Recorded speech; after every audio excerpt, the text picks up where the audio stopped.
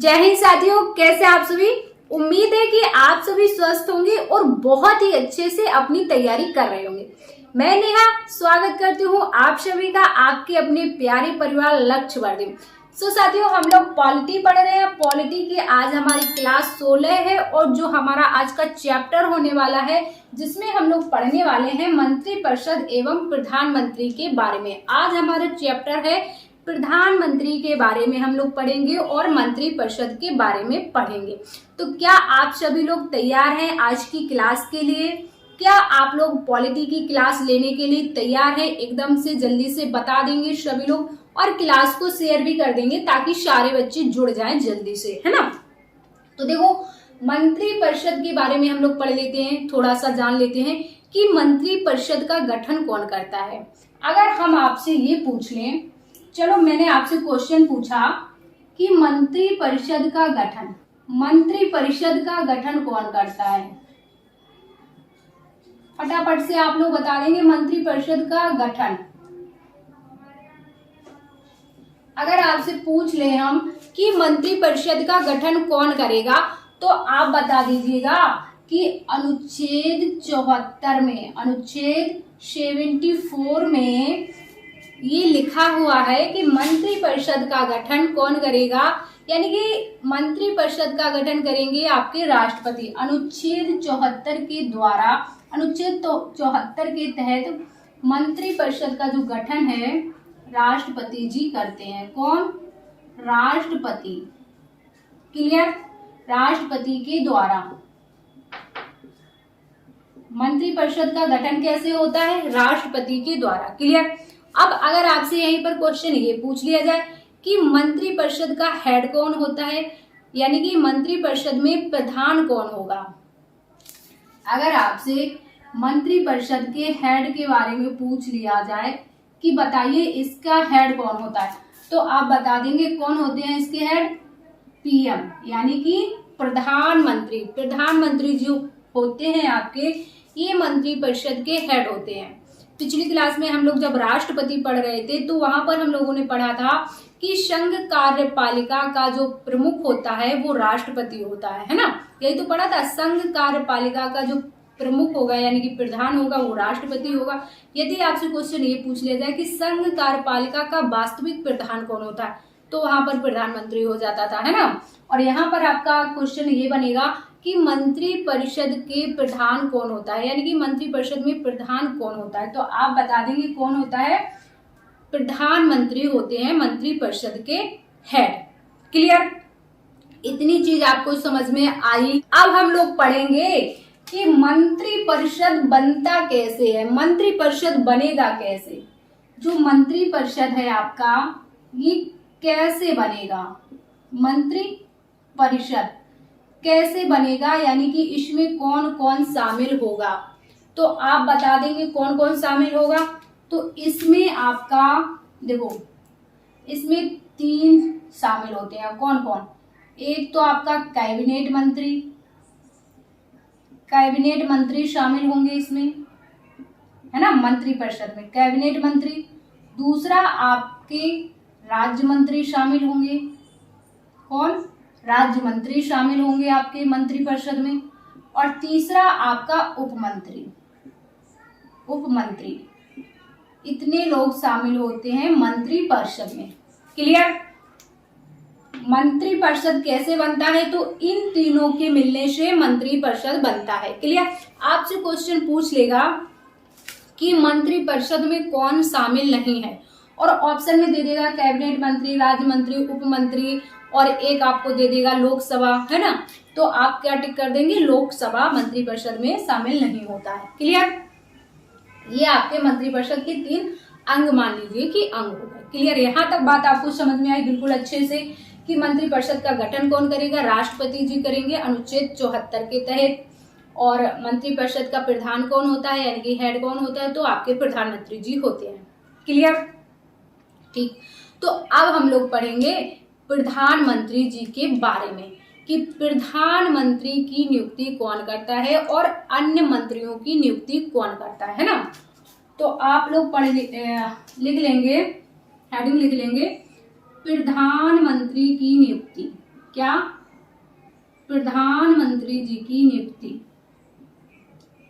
प्रधानमंत्री की नियुक्ति। प्रधानमंत्री की नियुक्ति कौन करता है?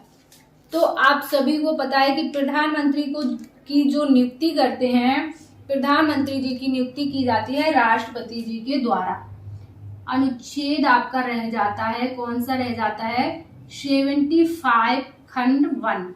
75 के खंड 1 में दिया गया है कि प्रधानमंत्री जी की नियुक्ति कौन करेगा? राष्ट्रपति जी के द्वारा होगी। किसके द्वारा? राष्ट्रपति। राष्ट्रपति जी आपके प्रधानमंत्री की नियुक्ति करते हैं। क्लियर? ये बात आपको क्लियर हुई कि प्रधानमंत्री की नियुक्ति कौन करता है? तो अनुच्छेद 75 के खंड 1 में दिया गया है कि प्रधानमंत्री की जो नियुक्ति है वो राष्ट्रपति जी करेंगे। चीजें आपको क्लियर तो होती जा रही है ना, साथ के साथ आप लोग नोट भी करते रहिए, है ना। तो राष्ट्रपति जी कर देंगे प्रधानमंत्री की नियुक्ति। अब बात करें कि अन्य जो मंत्री होते हैं मंत्रिपरिषद में, और भी जो अन्य मंत्री होते हैं उनकी नियुक्ति कौन करता है? जो अन्य मंत्री हो जाएंगे आपके, अगर आपसे पूछा जाए अन्य मंत्रियों की नियुक्ति, है ना,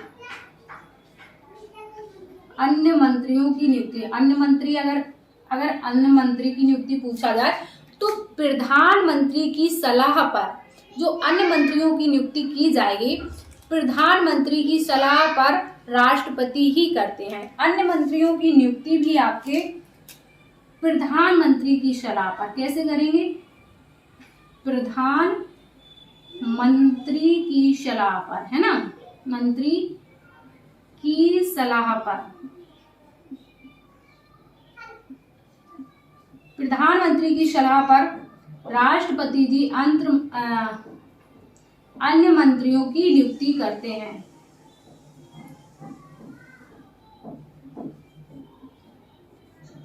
नियुक्ति करते हैं। क्लियर? यहां तक बात आपको क्लियर हुई? तो ये आपको पॉइंट्स क्लियर हुए। प्रधानमंत्री की नियुक्ति कौन करेंगे? राष्ट्रपति जी करेंगे। और अन्य मंत्री जो होते हैं मंत्रिपरिषद में, उनकी नियुक्ति भी राष्ट्रपति ही करते हैं, लेकिन प्रधानमंत्री जी की सलाह पर। क्लियर?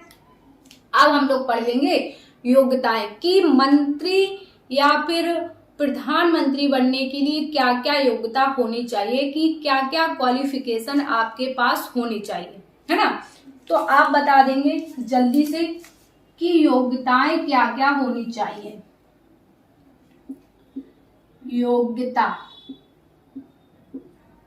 योग्यताएं लिख लीजिए। योग्यताएं क्या क्या होनी चाहिए प्रधानमंत्री बनने के लिए। अब योग्यताएं भी आपकी देखो, प्रधानमंत्री की नियुक्ति, योग्यता और जो भी चीजें हैं सब कुछ आपके आर्टिकल 75 में ही दिया गया है ना। तो अनुच्छेद हो जाएगा आपका 75 खंड 1, है ना। 75 खंड 1 में प्रधानमंत्री जी की योग्यताएं हो जाएंगी। क्या? पहली जो योग्यता है, भारत का नागरिक होना चाहिए। भारत का नागरिक होना चाहिए। और जो दूसरी योग्यता है 25 वर्ष की आयु पूरी कर चुका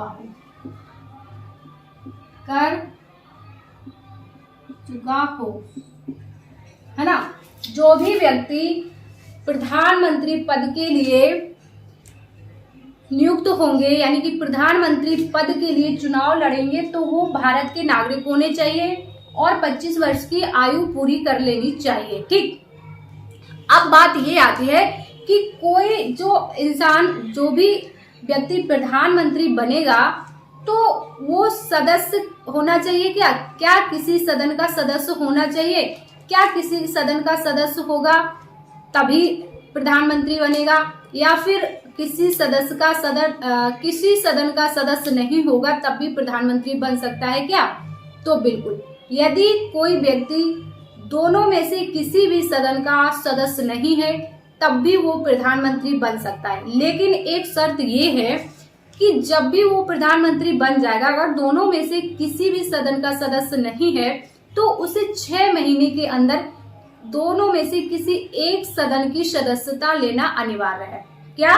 अगर कोई व्यक्ति जो सदन का सदस्य नहीं है, संसद का सदस्य नहीं है, तो उसे प्रधानमंत्री बनने के बाद या फिर मंत्री बनने के बाद 6 महीने के अंदर अंदर किसी एक सदन की सदस्यता लेना अनिवार्य होता है।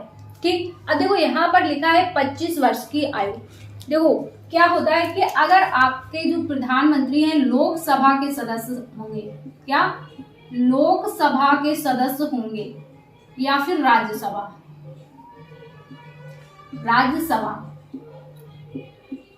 लोकसभा का सदस्य बनने के लिए कितनी एज होनी चाहिए मिनिमम?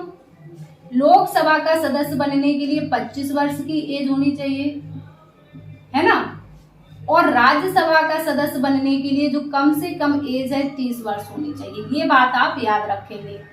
ठीक, अगर वो राज्यसभा के सदस्य हैं तो 30 वर्ष कंप्लीट होनी चाहिए, लोकसभा के हैं तो 25 वर्ष कंप्लीट होनी चाहिए। ठीक, अगर इन दोनों में से किसी भी सदन का सदस्य नहीं है व्यक्ति, तो उसे अन्य व्यक्ति लिख लेंगे। क्या कोई अन्य व्यक्ति भी प्रधानमंत्री बन सकता है? कोई अन्य व्यक्ति, तो कोई अन्य व्यक्ति बिल्कुल बन सकता है, लेकिन क्या वही है कि 6 माह के अंदर उसे 6 माह के अंदर संसद की सदस्यता लेना अनिवार्य है। संसद की सदस्यता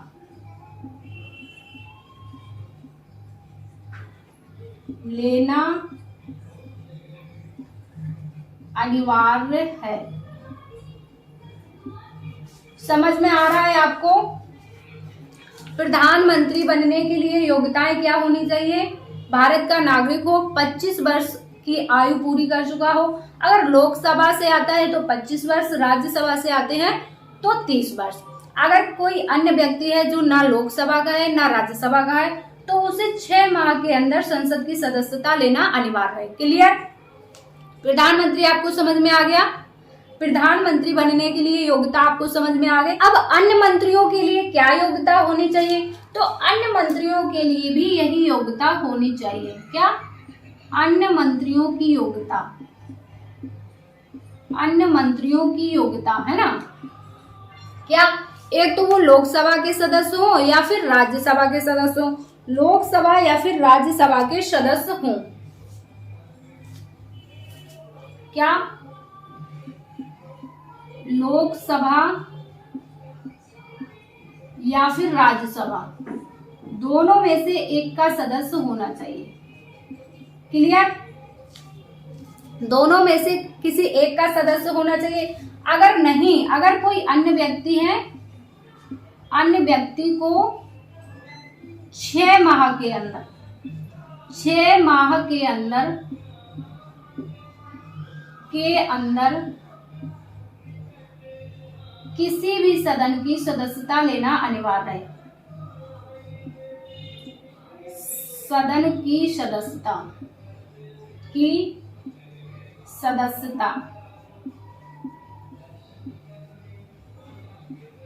लेना पड़ेगा। क्लियर? अगर वो किसी भी सदन के सदस्य नहीं है, या फिर लोकसभा के हों या फिर राज्यसभा के, अगर इनमें से किसी के नहीं है तो 6 महीने के अंदर या तो लोकसभा राज्यसभा की सदस्यता ले लें या फिर लोकसभा की सदस्यता ले लें। क्लियर? तो ये चीजें आपको ये पॉइंट आपको क्लियर हुए। योग्यताएं देख ली आप लोगों ने, मंत्रिपरिषद का गठन, प्रधानमंत्री की नियुक्ति। ठीक, इतनी चीजें आपको क्लियर हुई। अब हम लोग पढ़ेंगे कि प्रधानमंत्री और अन्य मंत्रियों को शपथ कौन दिलाता है, तो इसको आप लोग नोट कर लीजिए अच्छे से। अब हम लोग पढ़ेंगे मंत्रियों को शपथ कौन दिलाता है, कि आपके जो मंत्री होते हैं, मंत्रिपरिषद के मंत्री होते हैं, मंत्रिमंडल के जो मंत्री होते हैं, उनको शपथ कौन दिलाता है। तो देखो, जो मंत्रियों को शपथ दिलाते हैं वो आपके राष्ट्रपति जी दिलाते हैं। जो भारत के राष्ट्रपति होते हैं वही मंत्रियों को शपथ दिलाते हैं। कौन? राष्ट्रपति। और इनका कार्यकाल कितना होता है? देखो, वैसे तो मंत्रियों का जो कार्यकाल होता है 5 वर्ष का होता है, सामान्यतः इनका जो कार्यकाल रहेगा 5 वर्ष का रहेगा। लेकिन क्या होता है कि जब तक लोकसभा में विश्वास मत प्राप्त होता क्या है कि कभी किसी मंत्री के विरुद्ध अविश्वास प्रस्ताव आ जाता है तो फिर वहां से मंत्री को हटाना पड़ जाता है ना, सरकार आपकी गिर जाती है। तो वही है कि जब तक लोकसभा में विश्वास मत प्राप्त होता है तब तक इनका कार्यकाल रहता है, या फिर इसको इस तरह भी कह सकते हैं कि राष्ट्रपति के प्रसाद पर्यंत ये लोग कार्य करते हैं मंत्री। क्लियर? जो इनका कार्यकाल होता है कैसा होता है? जब तक लोकसभा में विश्वास मत प्राप्त होता है तभी तक का इनका कार्यकाल रहता है। अगर किसी मंत्री के खिलाफ अविश्वास प्रस्ताव आ जाता है तो फिर वहां से आपके मंत्री का कार्यकाल समाप्त। अब अगला क्या है आपका? मंत्रियों की संख्या, कि मंत्रियों की संख्या कितनी होनी चाहिए। मंत्रियों की संख्या कितनी होनी चाहिए? तो देखो, 91वां संविधान संशोधन, 91वां संविधान संशोधन हुआ था आपका 2003 में। 91वां संविधान संशोधन 2003 में हुआ था, जिसके माध्यम से जिसके तहत लोकसभा के कुल सदस्यों का 15% क्या कि जो लोकसभा में सदस्य होते हैं, जो टोटल लोकसभा के सदस्य होते हैं उसका 15% मंत्री बनेंगे। क्लियर? जितने भी लोकसभा के सदस्य होंगे उन सदस्यों के 15% जितने व्यक्ति होंगे वो मंत्री बनेंगे। क्लियर? इसके बाद मंत्रियों के प्रकार, यानी कि मंत्रियों के प्रकार कौन कौन से मंत्री होते हैं आपके यहाँ। तो देखो, एक तो आपके कैबिनेट मंत्री होते हैं, पीछे भी हम लोगों ने पढ़ा। दूसरे आपके राज्य मंत्री होते हैं। तीसरे आपके उप मंत्री। कौन कौन से? कैबिनेट मंत्री, राज्य मंत्री और उप मंत्री, ये 3 मंत्री होते हैं। क्लियर? तो यहाँ तक बात आपको क्लियर है। मंत्रियों की संख्या कितनी होती है? लोकसभा के कुल सदस्यों का 15% होती है। और मंत्रियों को शपथ कौन दिलाते हैं? तो राष्ट्रपति जी शपथ दिलाते हैं। क्लियर? अब देखो इधर, मंत्रिपरिषद और मंत्रिमंडल में अंतर। मंत्रिपरिषद और मंत्रिमंडल में क्या अंतर होता है? कई बार बहुत ज्यादा डाउट में हो जाते हैं, आप लोगों के पास बहुत ज्यादा डाउट हो जाता है कि मंत्रिपरिषद किसे कहते हैं और मंत्रिमंडल क्या होता है। तो देख लो भाई, मंत्रिपरिषद क्या होता है? मंत्रिपरिषद में सभी मंत्रियों को शामिल किया जाता है। सभी मंत्रियों का मतलब कैबिनेट मंत्री, राज्य मंत्री, उप मंत्री, जो भी मंत्री हैं मंत्रिपरिषद में सभी मंत्रियों को शामिल किया जाता है। वहीं पर मंत्रिमंडल की बात करें तो मंत्रिमंडल में केवल कैबिनेट मंत्रियों का समूह होता है। कौन? मंत्रिमंडल में कैबिनेट मंत्रियों का समूह होता है। क्लियर? और दूसरा है आपका मंत्रिमंडल शब्द। मंत्रिमंडल शब्द जो है आपका संविधान में 44वां संविधान संशोधन द्वारा 1978 में जोड़ा गया। क्या मतलब है इसका? इसका मतलब ये है कि जो आपका मूल संविधान था, मूल संविधान में मंत्रिमंडल शब्द नहीं था। क्या? जो मूल संविधान था आपका उसमें ये मंत्रिमंडल शब्द नहीं था। मंत्रिमंडल शब्द को संविधान में 44वें संविधान संशोधन द्वारा 1978 में जोड़ा गया है। क्लियर? अगर आपसे क्वेश्चन पूछ लिया जाए कि मंत्रिमंडल शब्द को किस संविधान संशोधन द्वारा जोड़ा गया है, ऑप्शन में दे देगा आपका 42वां, 44वां या फिर 52वां, 53वां, कुछ भी, तो आप टिक कर देंगे कौन सा? 44वें संविधान संशोधन द्वारा। क्लियर? अब देखो, एक क्वेश्चन ये बन जाता है कि सामूहिक उत्तरदायित्व, मंत्रिपरिषद किसके प्रति सामूहिक उत्तरदायित्व होती है। तो देखो, ये क्या होता है आपका कि यदि कोई भी मंत्रिपरिषद का कोई भी मंत्री संसद में भाषण देगा, क्वेश्चन को ध्यान से सुनना, मंत्रिपरिषद का कोई भी मंत्री यदि संसद में भाषण देता है तो वो भाषण उसका स्वयं का नहीं माना जाएगा। वो भाषण उसका स्वयं का नहीं माना जाएगा, बल्कि पूरी मंत्रिपरिषद का माना जाएगा, है ना। क्या? पूरी मंत्रिपरिषद का माना जाएगा। जो भी वो भाषण देगा वो उसका व्यक्तिगत भाषण नहीं माना जाएगा, पूरी मंत्रिपरिषद ऐसा माना जाएगा कि ये जो भी बोल रहे हैं वो पूरी मंत्रिपरिषद की तरफ से बोल रहे हैं। क्लियर? तो ये आपके क्वेश्चंस क्लियर हुए, ये पॉइंट आपको क्लियर हुए, इनको आप नोट कर लीजिए। फिर हम लोग आगे कुछ देखेंगे प्रधानमंत्री के बारे में कि भारत के प्रथम प्रधानमंत्री कौन थे, सबसे लंबा कार्यकाल किनका था, है ना, और सबसे कम कार्यकाल कितना था, कार्यवाहक प्रधानमंत्री कौन कौन बने, वो सब कुछ हम लोग अब देखेंगे। पहले आप इसको नोट कर लीजिए। तो अब हम लोग कुछ क्वेश्चंस देख लेते हैं इस चैप्टर से जुड़े हुए।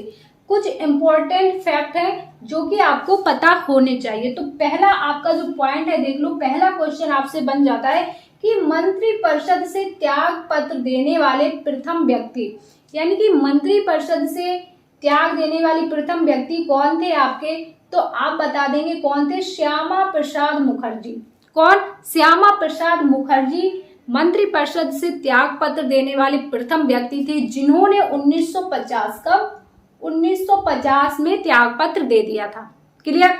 दूसरा है आपका, सबसे लंबे समय तक महिला मंत्री कौन रही, सबसे लंबे समय तक प्रथम महिला मंत्री कौन रही, तो कौन रही आपकी, राजकुमारी अमृता कौर। कौन, सबसे ज्यादा लंबे समय तक प्रथम महिला मंत्री राजकुमारी अमृता कौर, और ये एक ही पद पे मंत्री रही, यानी कि एक ही विभाग में, ऐसा नहीं कि आज प्रधानमंत्री कल कोई और मंत्री फिर कोई और मंत्री, नहीं, एक ही विभाग में ये मंत्री रही हैं सबसे लंबे समय तक। क्लियर। अगला है आपका, लोकसभा में विश्वास मत पर मतदान से पहले ही त्याग पत्र दिया। किसने, लोकसभा में विश्वास मत पर मतदान से पहले ही त्याग पत्र किसने दे दिया था, तो दो व्यक्ति थे जिन्होंने लोकसभा में विश्वास मत पर मतदान से पहले ही त्याग पत्र दिया था। कौन दो व्यक्ति थे आपके, एक तो चौधरी चरण सिंह और दूसरे आपके अटल बिहारी वाजपेयी, दोनों लोगों ने। क्लियर।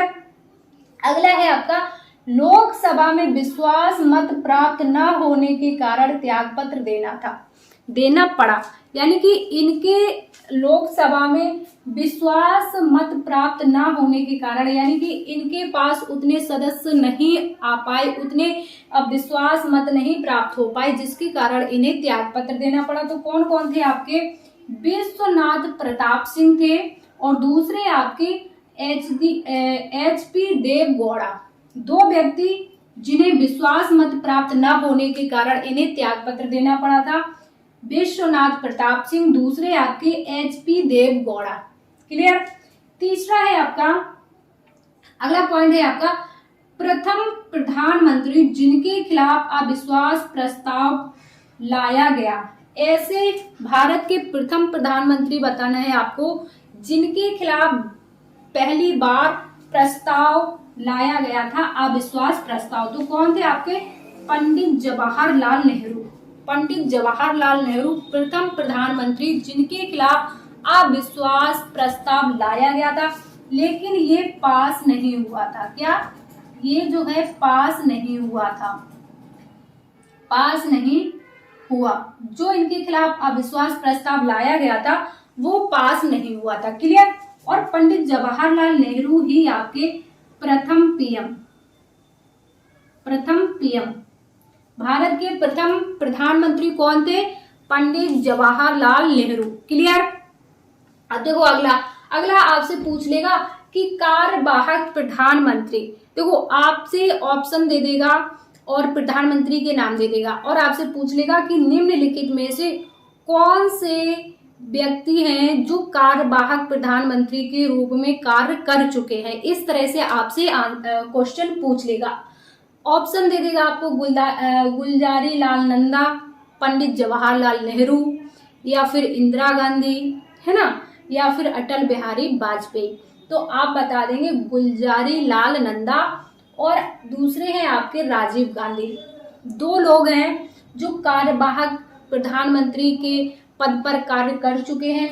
देखो गुलजारी लाल नंदा कब कार्यवाहक प्रधानमंत्री बने थे, तो ये 2 बार बने थे। कब, एक तो जब आपके नेहरू जी की मृत्यु हो गई थी उस टाइम पे ये बने थे, है ना, जब जवाहरलाल नेहरू जी की मृत्यु हो गई थी उस टाइम पे इन्होंने कार्यवाहक प्रधानमंत्री के रूप में कार्यभार संभाला था। और दूसरे आपके लाल बहादुर शास्त्री जी की, जब लाल बहादुर शास्त्री जी की मृत्यु हुई थी तब भी इन्होंने कार्यवाहक प्रधानमंत्री के रूप में कार्यभार संभाला था। क्लियर। तो 2 बार ये कार्यवाहक प्रधानमंत्री के रूप में कार्य कर चुके हैं गुलजारी लाल नंदा जी। क्लियर। अगला आपसे पूछा जाएगा कि राजीव गांधी कार्यवाहक प्रधानमंत्री कब बने थे, यानी कि किसकी जगह पर बने थे, ऐसे पूछ ले तो आप बता देंगे कि इंदिरा गांधी की मृत्यु के समय। जब इंदिरा गांधी की मृत्यु हो जाती है तो उस टाइम पे जो कार्यवाहक प्रधानमंत्री बनते हैं, कौन बनते हैं आपके, राजीव गांधी। क्लियर। अगला है आपका ऐसे प्रधानमंत्री जिनकी मृत्यु विदेश में हुई, यानी कि ऐसे प्रधानमंत्री का नाम बताना है आपको जिनकी मृत्यु विदेश में हुई थी, यानी कि भारत देश में नहीं हुई। तो कौन है आपके, लाल बहादुर शास्त्री जी। कौन, लाल बहादुर शास्त्री, जिनकी मृत्यु ताशकंद, कहां पर, ताशकंद। ताशकंद कहां पड़ता है आपका, तो ताशकंद आपका उज्बेकिस्तान में पड़ता है और इनकी मृत्यु होती है 11 जनवरी 1966 में। शांति समझौता के दौरान इनकी मृत्यु हो जाती है 11 जनवरी 1966 में ताशकंद में। क्लियर। अगला है आपका ऐसे प्रधानमंत्री एक भी बार संसद ना जाने वाले प्रधानमंत्री। आपसे पूछेगा कि बता दो ऐसे कौन से प्रधानमंत्री हैं जो एक भी बार संसद नहीं गए, तो आप बता देंगे चौधरी चरण सिंह। कौन, चौधरी चरण सिंह आपके ऐसे प्रधानमंत्री हैं जो एक भी बार कहां पर, संसद नहीं गए। क्यों भाई, उनके टाइम पे संसद सत्र में ही नहीं थी, है ना, तो इसलिए वो संसद नहीं गए। अगला है आपका दक्षिण भारत के प्रथम प्रधानमंत्री। अगर आपसे पूछा जाए कि दक्षिण भारत के प्रथम प्रधानमंत्री कौन बने थे, तो आप बता देंगे कौन से, नरसिम्हा राव। कौन, नरसिम्हा राव जो है आपके दक्षिण भारत के प्रथम प्रधानमंत्री रहे थे। क्लियर। अगला आपसे पूछ लेगा कि सबसे युवा प्रधानमंत्री, बता दो सबसे यंग प्रधानमंत्री कौन थे, यानी कि सबसे कम एज के प्रधानमंत्री, तो कौन हो जाएंगे आपके, राजीव गांधी, जो कि 40 वर्ष की आयु में प्रधानमंत्री बन गए थे। कौन, राजीव गांधी हो जाएंगे और ये 40 साल में ही प्रधानमंत्री बन गए थे, यानी कि 40 साल के थे तब ये प्रधानमंत्री बन गए थे। दूसरा आपसे पूछ लेगा सबसे बुजुर्ग प्रधानमंत्री, तो सबसे बुजुर्ग प्रधानमंत्री पूछ लेंगे, आपसे बता देंगे मोरारजी देसाई। सबसे बुजुर्ग कौन थे, मोरारजी देसाई थे भाई, ये 81 वर्ष के थे। कितने वर्ष के थे, 81 वर्ष के थे सबसे बुजुर्ग, और यही आपके प्रथम गैर कांग्रेसी प्रधानमंत्री थे। कौन, अगर आपसे क्वेश्चन ये पूछ ले, क्वेश्चन ये पूछा भी जाता है, कई बार पूछा जा चुका है कि बताइए प्रथम गैर कांग्रेसी प्रधानमंत्री कौन है, तो आप बता देंगे कौन है आपके, मोरारजी देसाई जी। क्लियर। और 2 क्वेश्चन और नोट कर लो आप लोग कि ऐसे कौन से प्रधानमंत्री, नोट कर लेंगे आप लोग, ऐसे कौन से प्रधानमंत्री रहे जिनका कार्यकाल सबसे कम रहा, जिनका कार्यकाल सबसे कम रहा, तो आप बता देंगे अटल बिहारी वाजपेयी जी। अटल बिहारी वाजपेयी जिनका कार्यकाल सबसे कम रहा, कितने, 13 दिन का, लेकिन एक कार्यकाल में टोटल ही 3 बार प्रधानमंत्री बने हैं, लेकिन जो इनका एक कार्यकाल था वो सिर्फ 13 दिन का था। तो सबसे कम समय के लिए प्रधानमंत्री आप बता देंगे अटल बिहारी वाजपेयी। और अगर आपसे सबसे ज्यादा समय के लिए पूछी जाए तो नेहरू जी बता देंगे आप सबसे ज्यादा समय के लिए प्रधानमंत्री, और सबसे कम समय के लिए आपके अटल बिहारी वाजपेयी, जो कि एक कार्यकाल में 13 दिन के लिए प्रधानमंत्री बने थे। तो साथियों ये था हमारा आज का क्लास, आज का टॉपिक हमारा था मंत्रिपरिषद एवं प्रधानमंत्री। उम्मीद है कि आपको ये टॉपिक अच्छे से समझ में आ गया होगा और इस पर बनने वाले क्वेश्चन भी आपको समझ आ गए होंगे कि किस टाइप के क्वेश्चन इस चैप्टर से आपसे एग्जाम में पूछे जाते हैं। तो साथियों आज की क्लास को हम लोग इतना ही रखेंगे, मिलेंगे आप सभी से नेक्स्ट क्लास में। जब तक के लिए आप लोग यदि चैनल पर नए हैं तो चैनल को सब्सक्राइब कर लीजिए, और अगर आपको क्लास पसंद आती है तो क्लास को ज्यादा से ज्यादा लाइक और शेयर कीजिएगा। साथियों हम मिलेंगे नेक्स्ट क्लास में, जब तक के लिए स्वस्थ रहिए और अपनी तैयारी अच्छे से करते रहिए। जय हिंद साथियों।